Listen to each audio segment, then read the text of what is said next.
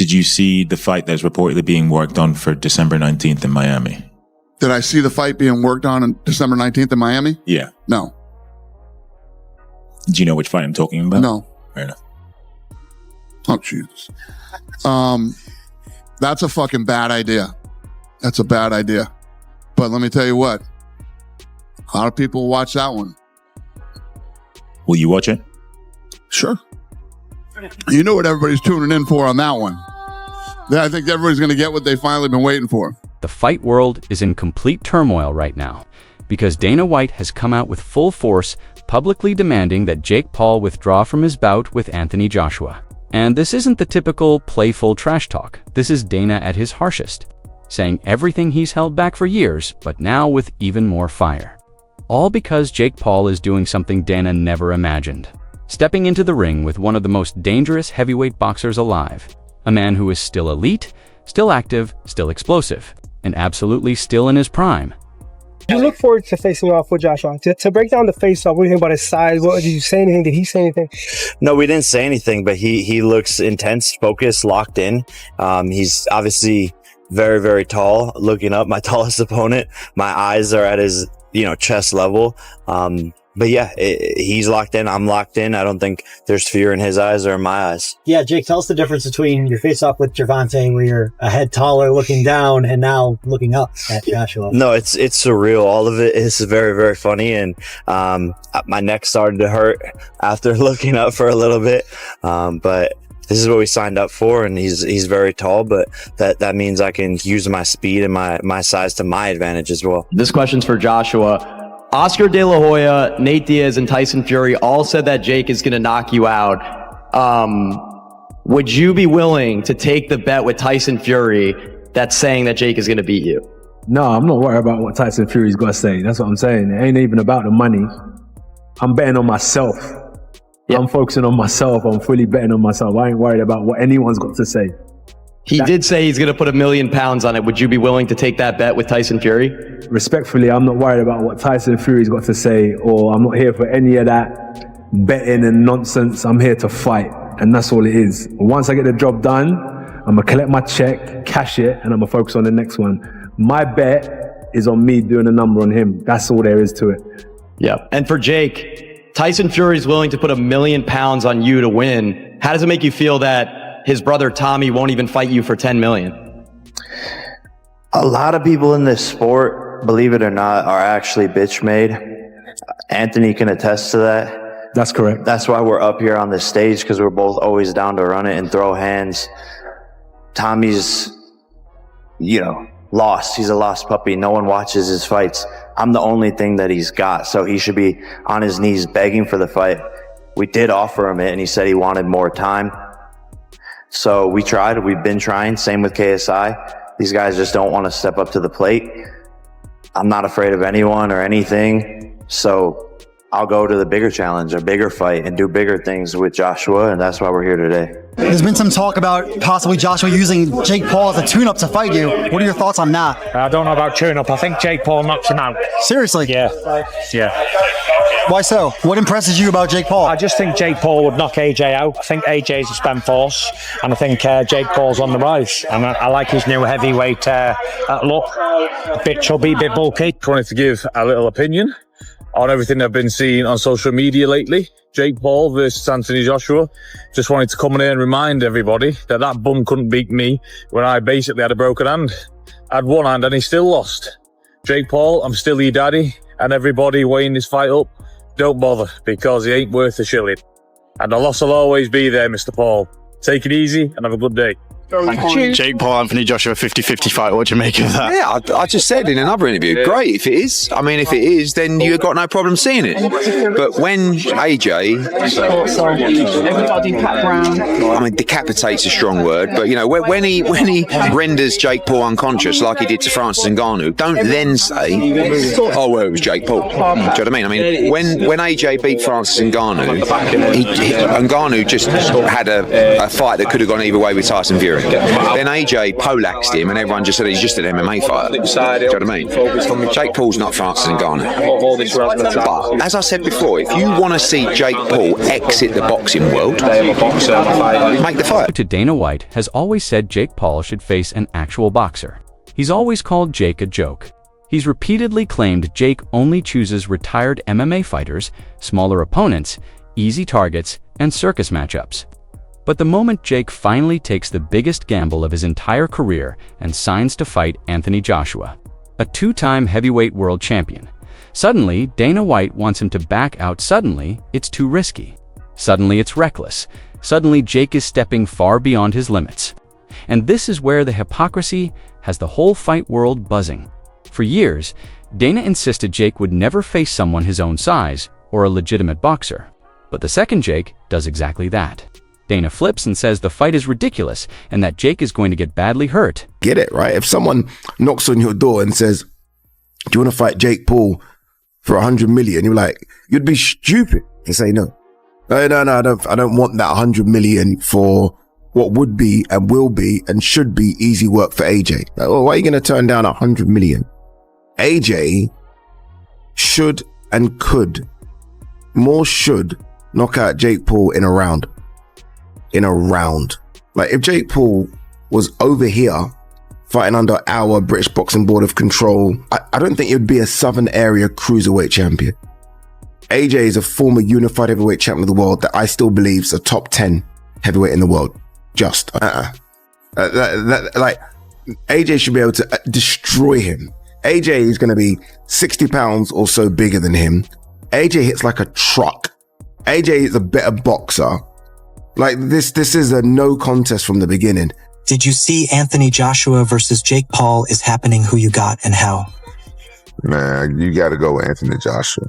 You just got to go with Anthony Joshua on that. I think Anthony Joshua by knockout. Yeah, I think Jake will probably get knocked out in the third round. Who did Terrence Crawford fight his 11th fight? I don't know. Who did Arthur Beterbiev fight? Jake Paul has found a way to make himself the cash cow early in his career to where we shouldn't care. Jake Paul has become the fighter right now that everybody wants to fight because right now he is the cash cow. He made $40 million just off of Netflix. He has found a way to do something with his following, get under people's skin to make people care about these fights. The perfect contradiction. When Jake avoids real boxers, Dana mocks him. When Jake actually fights a real boxer, Dana still mocks him. In Dana's eyes, Jake Paul simply cannot win. Dana has even been spreading the idea that this matchup might not be entirely real, suggesting that if Anthony Joshua doesn't stop Jake early, the whole thing must be fixed. Dana went as far as saying the only way this fight makes any sense is if Jake Paul sets something up behind the curtain. Because on paper, there is no universe where Jake should be able to stand toe-to-toe with Anthony Joshua. This is a top 50 or 60 cruiserweight in the world stepping up and fighting a top, I mean, even if you want to be really critical, top 10, but I think top 5 heavyweight in the world. So it would be unthinkable. I mean, both AJ and myself would need to retire from the sport if we got beat against Jake. But it ain't it. Consist of 8 3-minute rounds, and both fighters will wear regulation 10-ounce gloves. Spencer, you are a boxer. For real. Should this guy be anywhere near Joshua? God help Jake Paul. That's all I can say. We saw that what Anthony Joshua had done to Francis Ngannou. He went out there and iced him in a couple of rounds. A guy coming from a different discipline. Well, this kid's coming from another level. You know, white collar boxing in 2018, gone through the mill, and the only boxer really that he's actually boxed, a legitimate boxer, he got beat by, and that was in Tommy Fury. Now he stepped up to the plate. Does he really believe that he can beat Anthony Joshua at heavyweight? All right, he's put a restriction in there. Anthony Joshua can't be no heavier than 245 pounds. Well, the last time he boxed Alexander Usyk, which was not that long ago, he was 245 pounds. So I don't see that being a big problem. But we know why he said yes to it. Gazillions. Oh, absolutely. Do you know the bizarre thing here, Jim? That this will be financially and number-wise the biggest fight in boxing history. Ever. viewed, the biggest viewed fight in boxing history ever. And there's been some great fights over time. That is insane, isn't it? And the highest paid fighters as well. What Jake Paul, they're an estimated £170 million split between these two. But Jake Paul, is he really that deluded that he thinks he's going to go in there and beat Anthony Joshua? Do you think he thinks he can do it, Simon? I don't know what he thinks. Those comments have only poured gasoline on the fire, splitting the boxing world right down the middle. Some believe the fight is a dangerous mismatch. Others think Jake finally deserves credit for stepping up, and many are convinced that if Jake performs better than expected, the conspiracies will explode. But the truth is straightforward. Jake Paul is stepping in against a man who outweighs him, outskills him, hits harder than him, and has far more experience in every possible category. It is the boldest, wildest decision of Jake's career, and he knows exactly what he's signing up for, and that's what makes the entire situation so gripping. I don't know what he thinks, but what he does do is he markets himself in the space that he operates in. I don't get this Jake Paul or Logan Paul phenomenon, but I'm not the audience. It doesn't matter what I get. The opportunity for Netflix is that it's a drive to subscribe. They'll pay the $100 million and the wraparound fees that come from sponsorship and the event attendance. We saw that $20 million was generated in gate receipts for the Mike Tyson versus Jake Paul fight. So we know this is $150-160 million fight. We know that it makes sense for Netflix to do it because in the last fight that they had with Mike Tyson and Jake Paul, they developed 2 million new subscribers. The average lifetime value of a subscriber is $900. So if you look at that and say they're going to generate $2 billion in potential increased revenues as a result of paying these fighters £100 million, you can see the metrics of it. They're also retaining their base. They're also moving content into a different space, which is sport. So it all makes sense. It's like the mobile phone industry I knew very well. Used to sell phones for nothing so people could get the airtime, and the airtime was where the money is. The content delivery is where the subscribers go to, and then they pay their subscription. So we all understand the model. As far as the fight is concerned, well, no, don't be silly. I mean, Anthony Joshua can go in his nightgown and beat Jake Paul. The issue is, does he hurt Jake Paul? How curated it is? I debated it with boxers, with Paul Smith and Duke McKenzie and Spencer about would Joshua go in there with a mindset, which is he knows he doesn't have to get out of second gear, so he doesn't have to do to Jake Paul what people fear he might do, which is knock him into the next life. But he's not a punchback, Jake Paul. Yeah, he's at this level. Albeit an aged Mike Tyson, he beat Julio Cesar Chavez Jr.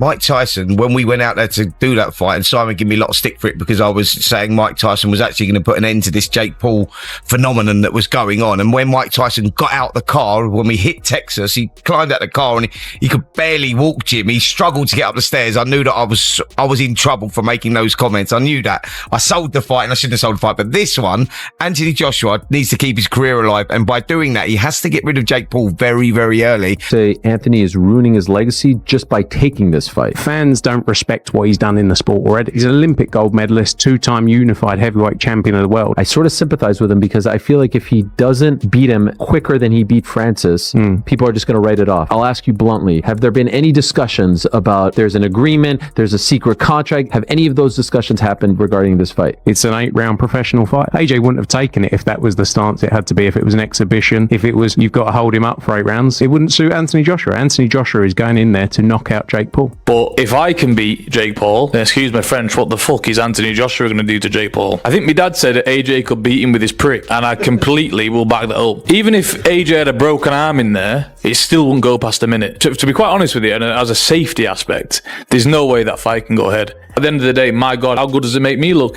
He gets beat by Jake Paul. Well, that automatically makes me 2-time heavyweight champion of the world, doesn't it? There's no proper way. I've got to laugh about it. How are we even talking about this? He got his nut boxed off by me a little over 2 years ago, and now all of a sudden he's talking about fighting Anthony Joshua. It's like, come on. Like, you can't be serious. He can't beat me. I'm not Anthony Joshua, am I? So it's just ludicrous. It really is. He had a past of many arrests and accusations, but everyone has a past. We accepted that. But when you bring the past into the presence with domestic violence, you are out, period. The reality is Gervonta fumbled the biggest bag of his career and ruined a relationship with the biggest streaming platform in the world. Make no mistake, this is the biggest fight of my career. I'm walking into the lion's den. I'm doing something that no one else has ever done before. I, Joseph Paul, will knock out, defeat, and embarrass Anthony Joshua Friday, December 19th. Dana White is panicking because he never wanted Jake Paul to reach this level. Never wanted him to earn respect. Never wanted him to break into legitimate heavyweight boxing. Jake is proving he'll fight anyone, absolutely anyone, and that idea drives Dana crazy. Dana built an entire image around calling Jake Paul a fraud. And the moment Jake signed to fight a prime AJ, that image started collapsing. Now the pressure is massive. If Anthony Joshua destroys Jake Paul, everyone shrugs because it was expected, but if Jake survives, or lands something clean, or wins rounds, or even shakes it instantly becomes one of the biggest shocks in modern boxing. One way or another, the whole combat sports world is glued to this moment, and Jake Paul has taken on a challenge far more dangerous than anything the UFC ever imagined for him. And whether Dana White likes it or not, this fight is happening. The entire planet is watching.